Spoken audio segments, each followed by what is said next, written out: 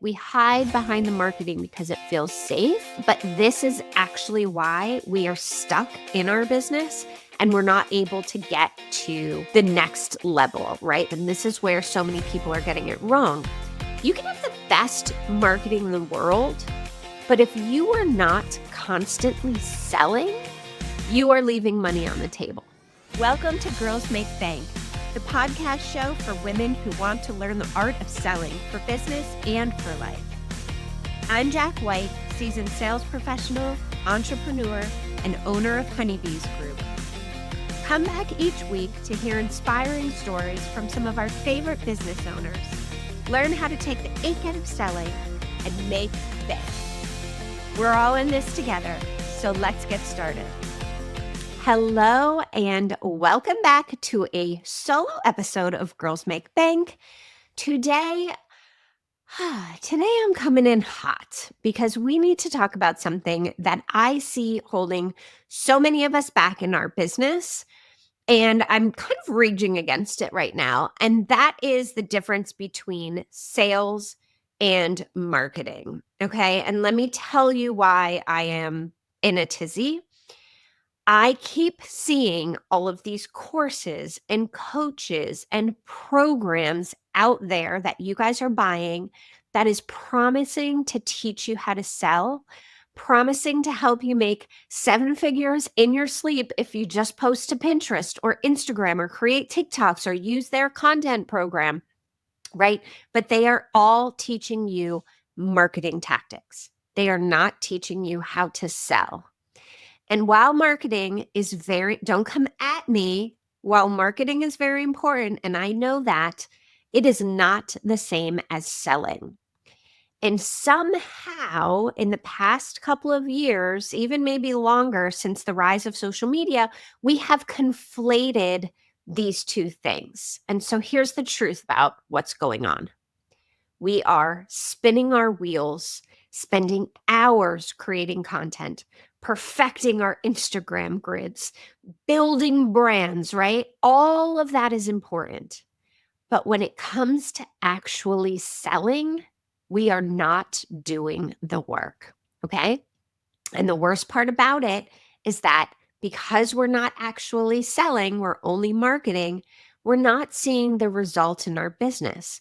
And so you think that there is something wrong with your package or your price or your product or your website or you, but really, you're just not selling in your business. Okay. Marketing is very comfortable. Marketing is the comfy, cozy zone. And so we're very comfortable marketing within our business. Selling feels hard.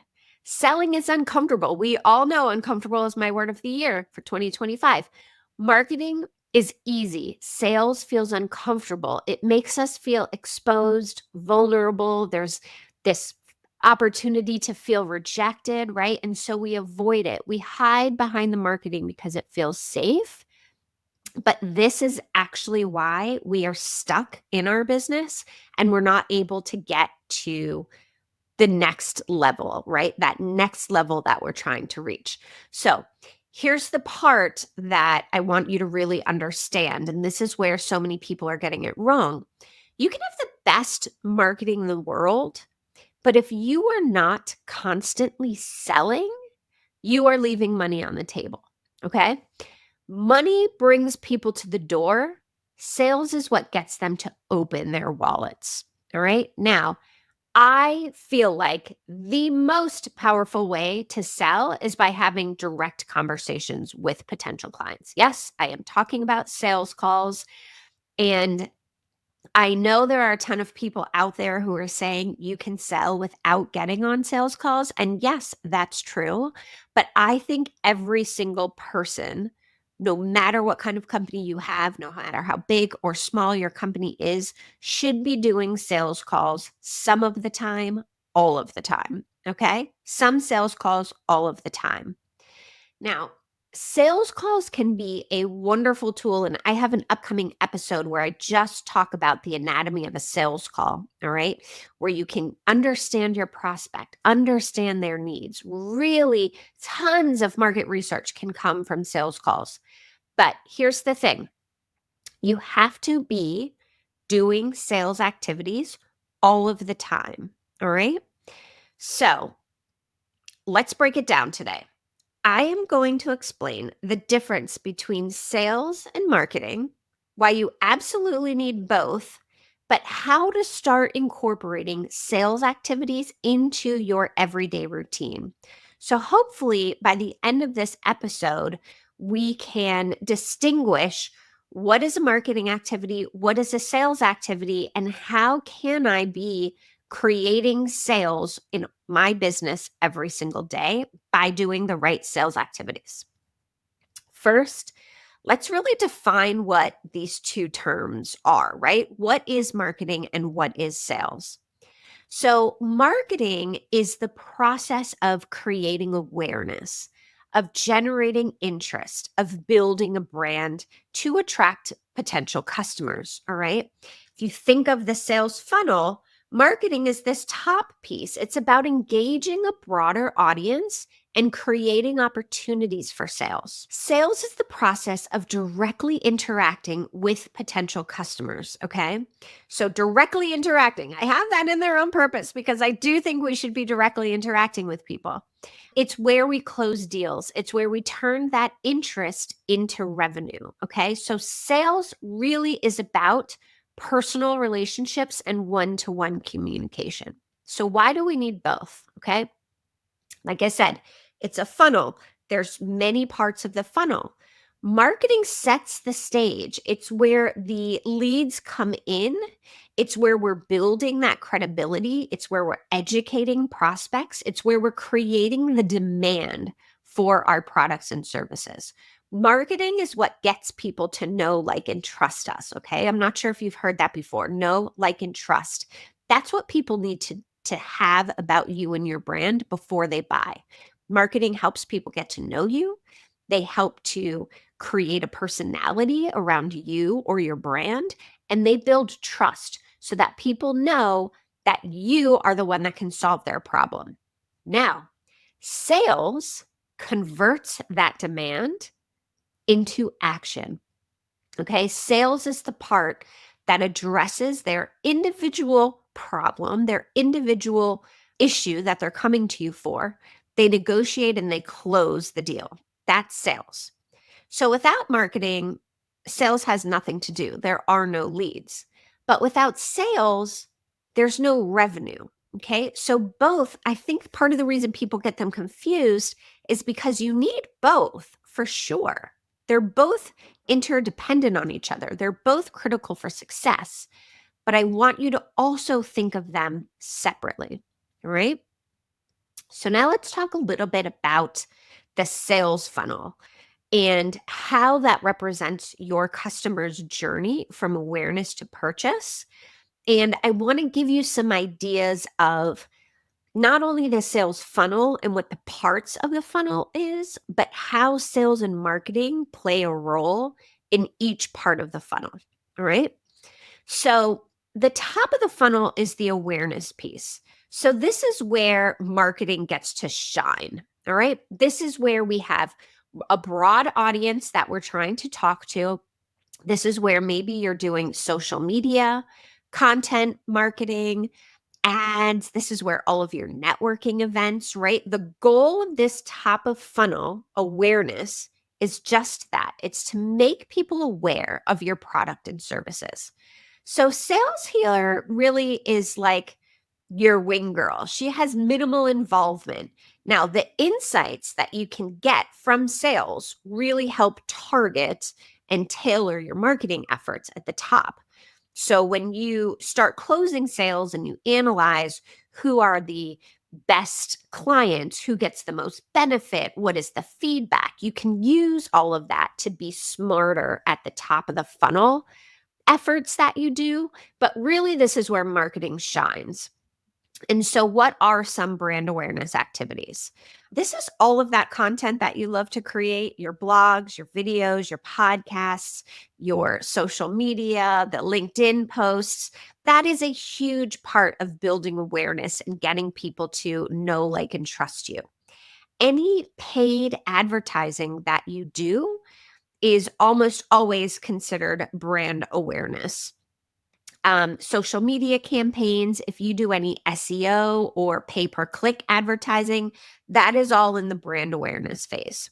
Slightly under, kind of between, the top and the middle of the funnel sits lead generation.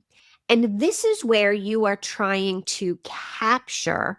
So typically, brand awareness happens on other platforms. And now you want to capture those leads and get them into your universe. Okay. This is where lead magnets become really important. How do you get someone from social media into your universe?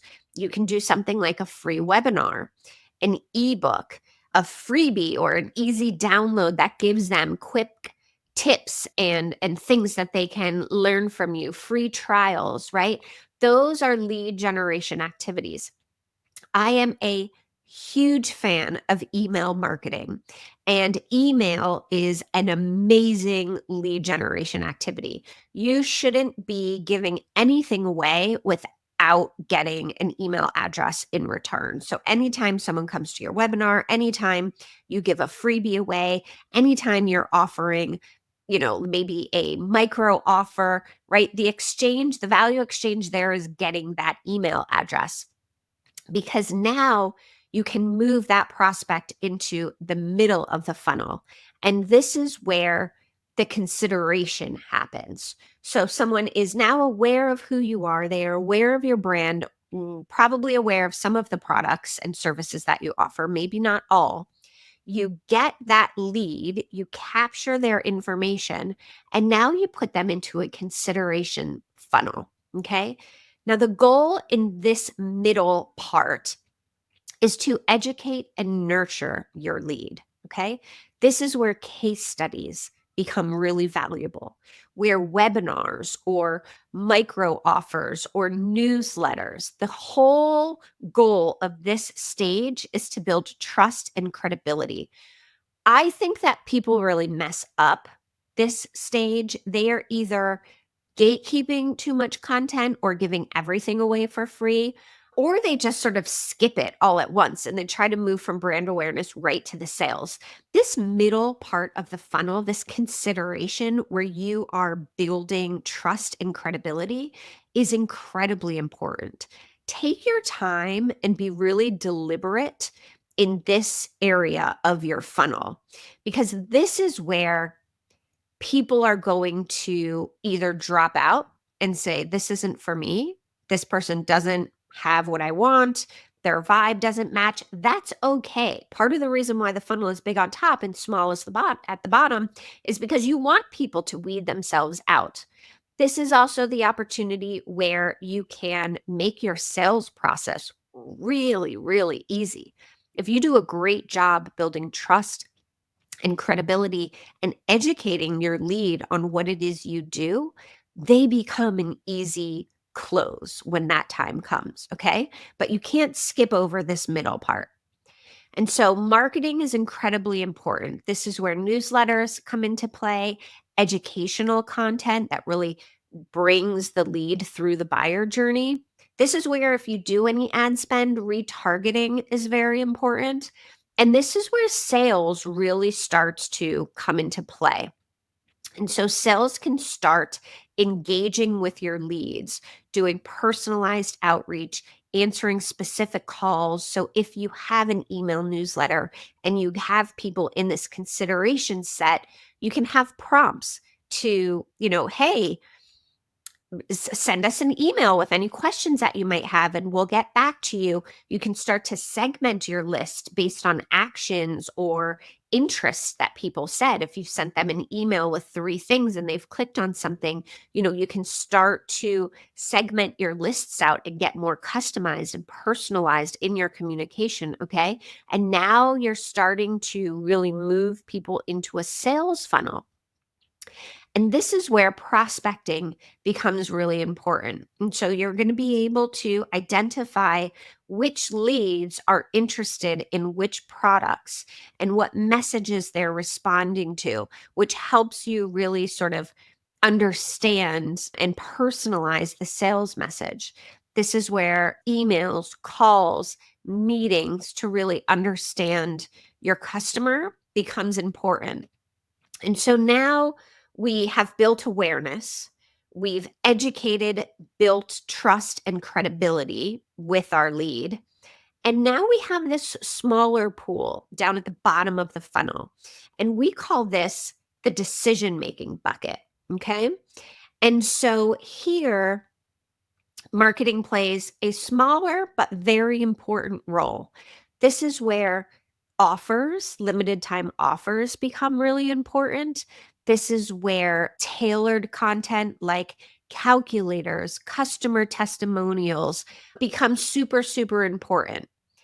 Now, this is where sales gets to shine. This is where the sales girl comes out, okay? And so you get to take the lead as a salesperson or as the business owner, whoever is doing sales within the organization, to really close the deal, okay? I'm a huge fan of one-on-one conversations. I'm a huge fan of selling in sort of a webinar type environment. If you are some sort of coach or consultant or high ticket seller, then you often are doing some sort of live selling. Okay. And that's where this happens. As you are selling, here's what you're doing: you are addressing any objections. You are having one to one conversations with your prospect and really understanding what they're doing, what's working, what's not working, being very thoughtful about asking a lot of questions. You're presenting your program or your service or your product as the solution. You're answering any objections, and then you're finalizing the deal. Okay. So now you've closed the deal. Now you think that's the end of the funnel. But there's one other step that people often forget that I think is incredibly important, and that's post-purchase. Okay. So marketing and sales both play a role here as well. Marketing is going to focus on retention through email campaigns, loyalty programs, brand engagement. Sales is really responsible for customer satisfaction, looking for upsell opportunities, referral opportunities. And I think having a really good onboarding process or customer review process will help with this post purchase thing. Okay. Now, are some places where sales and marketing overlap. Okay, so I want you guys to think of it this way: marketing is broad and sales is personal. Okay, so marketing creates awareness and trust, where sales builds relationships and closes deals.